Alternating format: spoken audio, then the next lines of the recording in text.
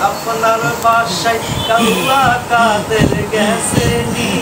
ঠাকুর গায়ের বাসায় আপনি থাকতে তারে দিছেননি আরে ফখরুল সাহেব কাউয়া কাদের আপনার বাসায় গেছে নি ঠাকুর গায়ের বাসায় আপনি থাকতে তারে দিছেননি